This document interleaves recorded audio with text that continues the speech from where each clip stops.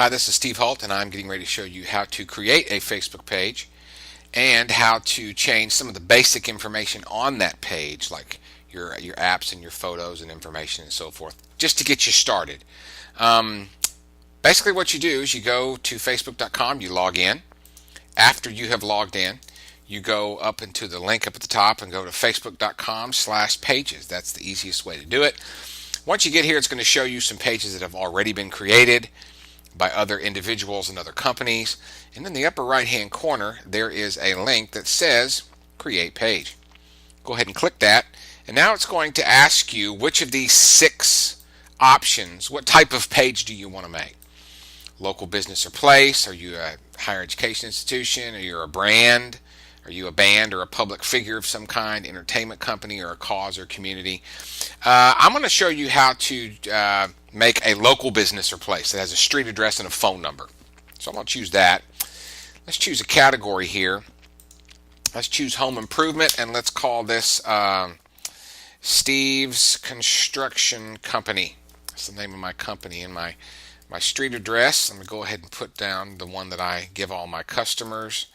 Start typing my city and state, my zip, and all this information is publicly available, so I'm not giving away anything secret here.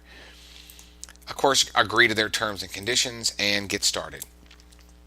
The first thing it's going to do is it's going to walk me through answering some questions. It's going to say, very first off, right here at the beginning, do you want to put a profile picture? I'm going to show you how to do that, so I'm not going to do that right now. I'm going to choose to skip that. It says, all right, tell me a little bit about Steve's Construction Company. Steve's Construction Company is your one-stop shop for everything construction. There we go. Do I have a website link? Yes. This is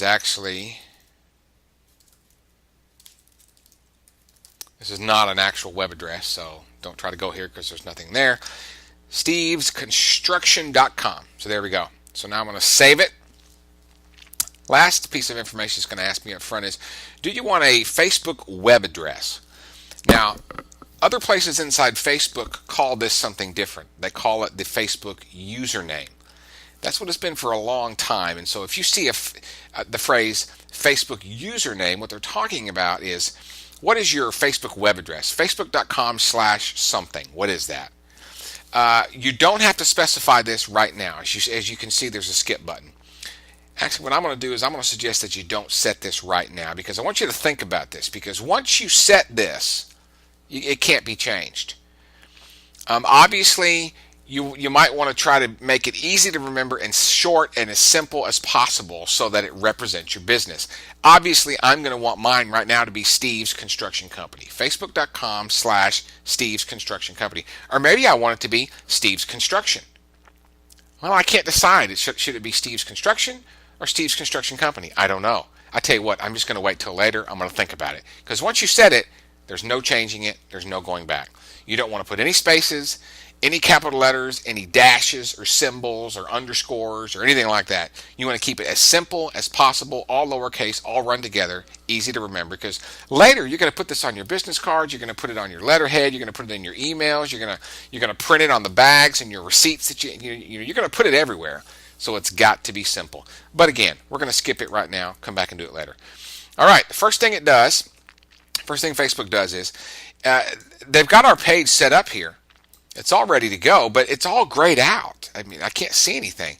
But this is actually pretty neat. What Facebook has done is, the very first time you visit it, they walk you through a little small number of highlights, if you will. It basically gives you a tour of your page and encourages you to do some things right up front. For example, it's saying right here, hey, why don't you be the first person to like your page? And they want you to click like. And of course, you don't have to do some of these steps, so I'm going to choose skip. I don't want to like this right now. This is a fictitious company anyway. I'm just using this for an example. It's saying, hey, why don't you invite your friends? Well, okay, maybe I'll do that later. Hey, why don't you invite your email contacts to come look at your page? Okay, that's great. I'll do that later. Now it's saying, hey, why don't you share something? Go ahead and share something right now on your wall. Let's get started in Facebook. I don't really want to do that right now. I'll do that later. So I'm going to skip it. Now it pops me back up to the top of my page here into what's called the administration panel. Now, the administration panel, right now what I'm going to do is I'm going to hide this by clicking the hide button. It expands it and closes it. And it basically shows me my Facebook page right now just the way that a visitor would see my page. And there's all sorts of things that I can do right now on this page to get started. And that's what I'm going to walk you through real quickly. First thing I'm going to do is add a profile photo. Now, let me explain to you why this profile photo is important. First of all, the size of this is 180 pixels by 180 pixels. Write that down, 180 by 180. That's the size it needs to be. Used to be in the past, you could make your profile picture really tall and skinny if you want to, or much bigger. You can't really do that anymore. It's got to be square, 180 by 180. And the reason why it's important what you put in this place is this. I'm going to hop back over to one of my other Facebook pages. This is my Steve Holt Consulting page right here. And the reason why this profile picture is so important, see this little picture of me in the blue shirt? Every time I interact with anybody in Facebook, this is what shows up.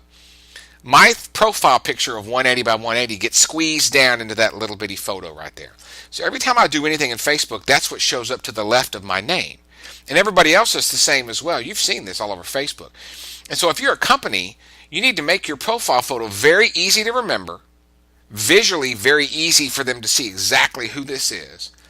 And as you can see, you can't put a whole lot of words in here, because if you put a whole bunch of words in that 180 by 180 space, they're not going to show up really big. So if you're going to put words, they're going to have to be big and fill up most of that 180 by 180. My suggestion is keep it simple. Just make it a symbol or a logo or something very easy to remember when people see that, hey, this is that company that I liked on Facebook. I'm going to hop back over because I've already created a logo. So I'm going to click this button that says add profile picture. I'm going to upload a photo that I've already got on my computer hard drive. It's called logo. It's uploading it, and bam, there it is. Now let me go ahead and say in this video right now, I just went and grabbed this logo off the internet of another company. This is not my logo. So if this is your company and this happens to be your logo and you're actually looking at this video, I apologize. I'm not actually going to use this logo. I'm just using it for example purposes.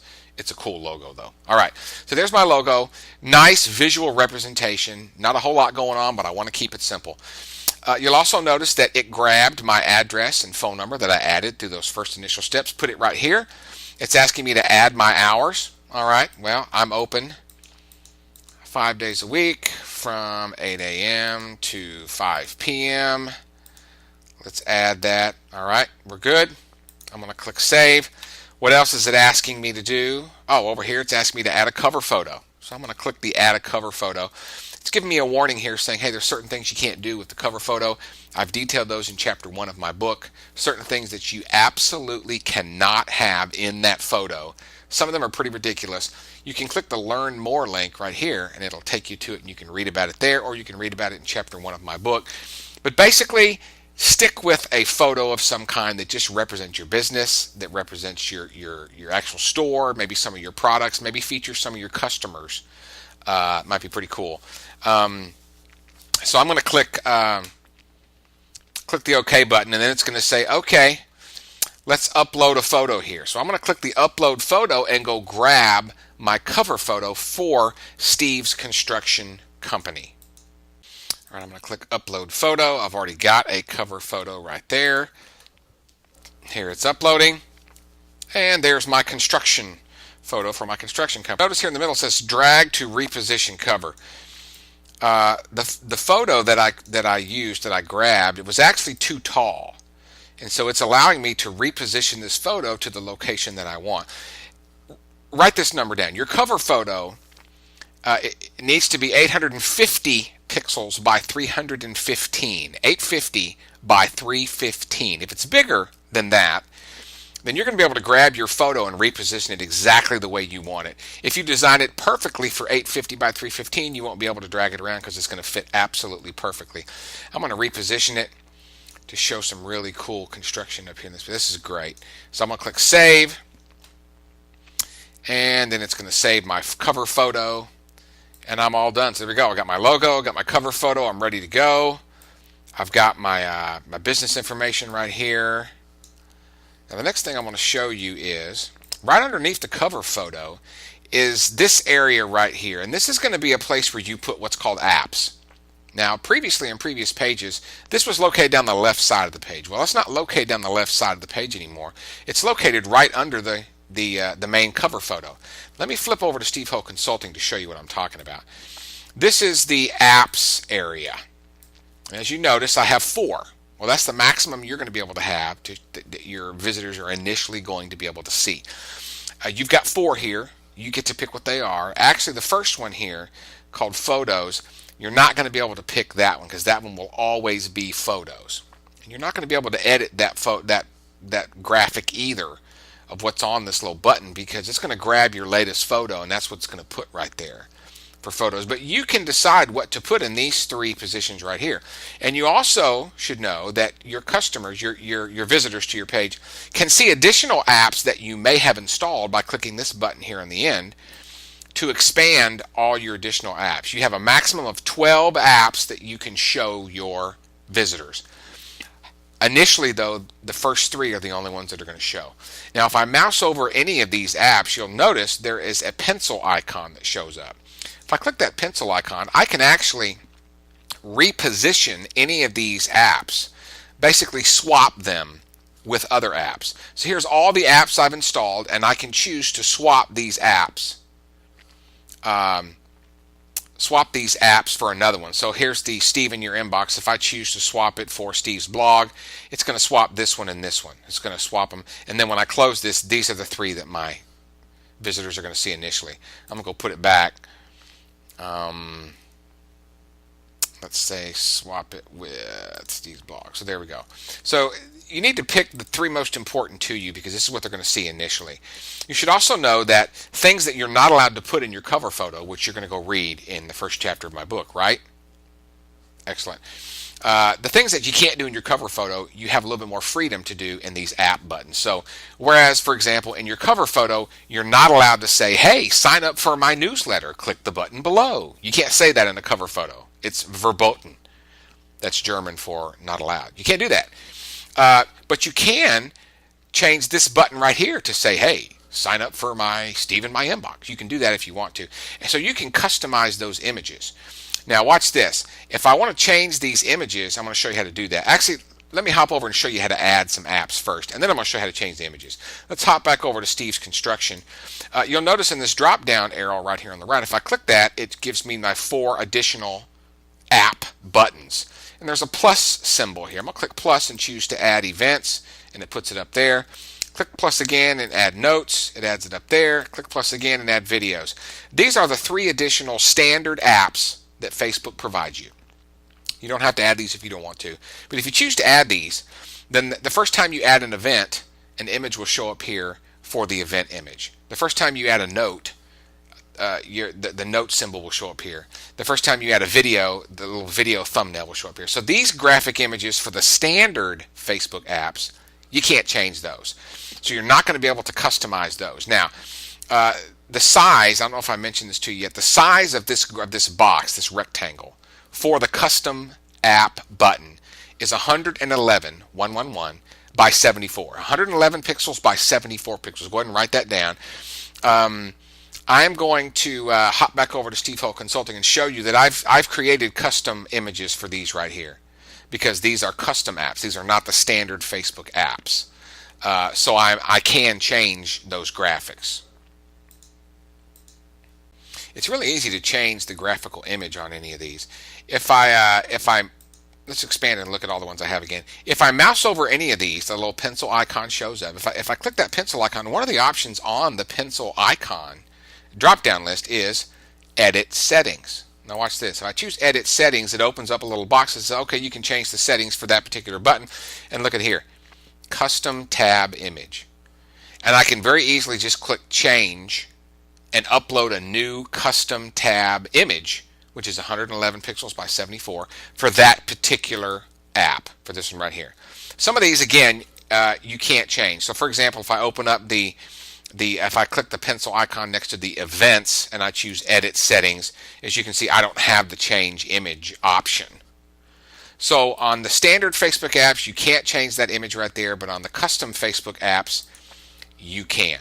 Now let me hop back over to Steve's Construction Company, and let me show you, the last thing I want to show you is how to edit your information page. This is extremely important to do right up front so that Google can find you, because the one page, the one screen of information about your page that Google grabs and search indexes is called the basic information page.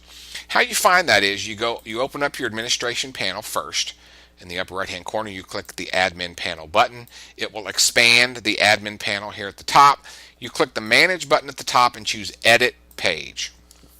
When you do that, this behind the scenes look will show up, and what you do is you click basic information. You click basic information and it'll open up your basic information page, where right here you get to specify all sorts of information. As you'll notice right here, there's an about. I filled that out initially, but there's also a description. In this description box, I'm going to put, we can do this, these are our products, we're very, very good, here's our web address, here's our Twitter account, here's our YouTube channel, blah, blah, blah, blah, blah. You can put links right in here. Very, very important to put some links. So here's youtube.com/Steve's Construction, and our Twitter account is twitter.com/Steve's Construction, or whatever it may be. So you can put links and information and listing your product names and what you can do and how long you've been in business and blah, blah, blah, blah. It's important to fill all this stuff out. Extremely important. Excuse me. Put your email address. steve@stevesconstruction.com. Again, this is not an actual email address. It's not an actual web address. But anyway, then when you're done, at the bottom, click the Save Changes button. And actually, I forgot something. Before I click Save here, let me scroll back up and show you one last thing, how to create a username. Remember we skipped that at the beginning? It said, what do you want it to be? Facebook.com/whatever. This is actually where you set that. It's called the Facebook username. It's the same thing as the Facebook web address. You click Create a Username, and now it's going to say, okay, for Steve's Construction Company, what do you want your username to be? Facebook.com/what. Specify it right there. Keep it simple, short, no spaces, no symbols, no underscores, no capital letters. And then check availability. If it's available, it's yours. But again, make sure before you do it that that's exactly what you want, because you cannot change it. So it better be spelled right, and it better be exactly what you want. And that's it. That's the last thing that you need to do. Make sure that you click the Save button on the previous page before you go to your username. Make sure when you enter all that stuff, you save it. That's the basic overview. Cover photo, profile photo, apps, the app buttons, the custom images for those, and the information page. You got to do all that stuff initially to get it set up so you can get ready to go, so you can get your page ready for everybody to see it, and hit the road running.